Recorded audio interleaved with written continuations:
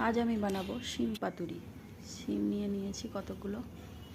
তারপর একটা মশলা করে নেব, জিরে, ধনিয়া, সর্ষে আর একটা কাঁচা লঙ্কা আর একটা শুকনো লঙ্কা নিয়েছি। প্রয়োজন মতো আপনারা ঝাল দেবেন। ওটা বেটে নেব। কড়াই গরম হলে তাতে সর্ষের তেল দিয়ে দিন। সর্ষের তেলটা এবার ভালো মতো গরম করে নিয়ে তাতে 5 ফোড়ন দিন। ফোড়নে আমরা 5 ফোড়ন ব্যবহার করি, জিরেই দিতে পারেন, আমি 5 ফোড়ন করেছি। তারপর সেই কেটে রাখা শিমগুলো তার মধ্যে দিয়ে দিতে হবে। এবার একটু তাতে নুন আর হলুদ দিয়ে ভালো মতো ভেজে নিতে হবে, নরম করে ভাজে নিতে হবে। যদি নরম না হয় আপনারা প্রয়োজনে ঢাকা দিয়েও ভাজতে পারেন।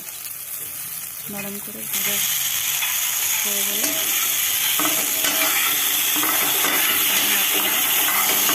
ভাজা হয়ে যায়, তারপরে তাতে আপনারা দেবেন সেই বেটে রাখা মশলা। বেটে রাখা মশলা দেওয়ার পরে সেটাকে ভালোভাবে রান্না করে অল্প চিনি দিয়ে নামাবেন। তাহলে তৈরি হয়ে যাবে শিম পাতুরি।